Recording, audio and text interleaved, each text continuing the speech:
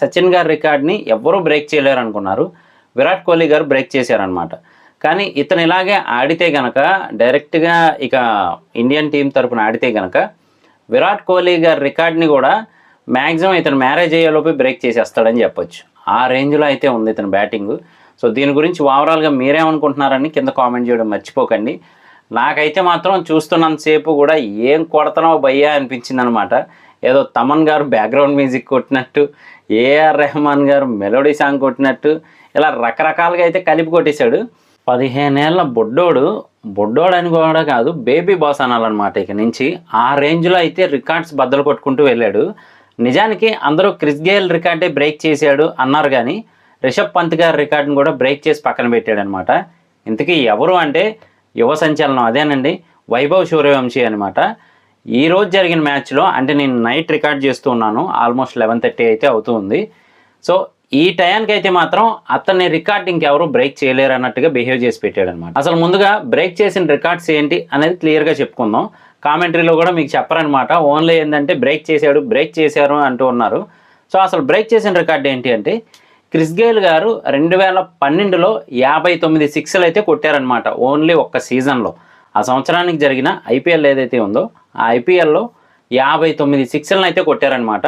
So ఇప్పటి వరకు కూడా దాన్ని ఎవరు బ్రేక్ చేయలేకపోయారు. అంటే హాఫ్ సెంచరీలు చేశారు, సెంచరీలు చేశారు, ఆరెంజ్ క్యాపులు తీసుకున్నారు, కానీ అన్ని సిక్సర్లు ఎవరు కొట్టలేకపోయారు. తెలిసిందే కదా, వెస్టిండీస్ అనగానే మనకు ఆ హ్యాండ్ పవర్ గుర్తొస్తుందన్నమాట. ఆ రేంజ్లో ఉంటుంది బ్యాటింగ్, మొద్దు కొట్టుడు కొడతారని చెప్పొచ్చు.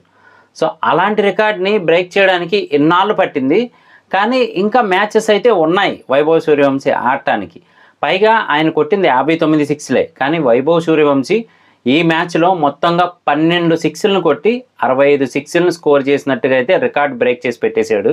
దానికి తోడుగా 97 అయితే కొట్టాడనమాట రన్స్. అంటే ఆల్మోస్ట్ 30 బాల్స్ కూడా కంప్లీట్ అవ్వకముందే 97 కొట్టాడు. అవుట్ అవ్వకుండా ఉండే మాత్రం అది ఇంకో రికార్డ్ అయిపోయేది.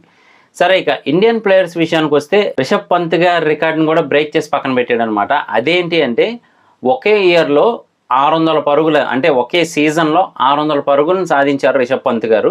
సో అంత ఫాస్ట్గా అయితే రన్స్ స్కోర్ చేశారు.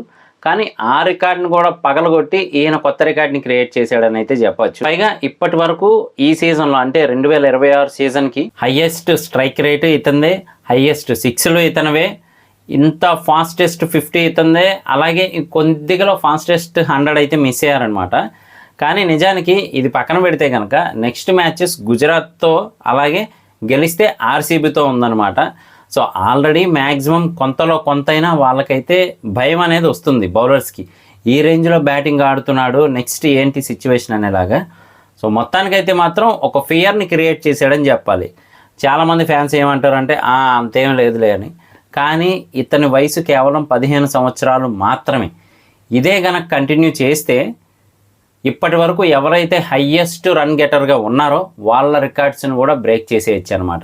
సో మరి ఓవరాల్గా బెస్ట్ ఎక్స్పీరియన్స్ని అయితే ఇచ్చింది. ఆ స్ట్రైక్ రేట్ ఏంటి, అసలు ఆ బ్యాట్ స్వింగ్ ఏంటి అనిపించింది అనమాట. నిజంగా హ్యాట్స్ ఆఫ్ అని అయితే చెప్పాలి. ఇప్పుడున్న జనరేషన్కి పర్ఫెక్ట్ ఎగ్జాంపుల్ అని అయితే చెప్పొచ్చు. అంటే చప్రీ చేష్టలు చేయటం అదంతా ఇన్స్పిరేషన్గా తీసుకునే బదులు ఇలా ఏదైనా సాధిస్తున్నాడు అనేది ఇన్స్పిరేషన్గా తీసుకుంటే నెక్స్ట్ లెవెల్ అని అయితే చెప్పొచ్చు. కొంతమంది క్రికెటర్స్ ఉంటారు, రన్స్ కొడతారు, అంతా చేస్తారు, మెచ్యూరిటీ మాత్రం ఉండదన్నమాట. సో ఈయన మాత్రం తన వంతు బాధ్యత తను చేసుకొని సైలెంట్గా పక్కెళ్ళిపోతున్నాడు చిన్నపిల్లవాళ్ళలాగా. అది గ్రేట్ థింగ్ అని అయితే చెప్పాలి.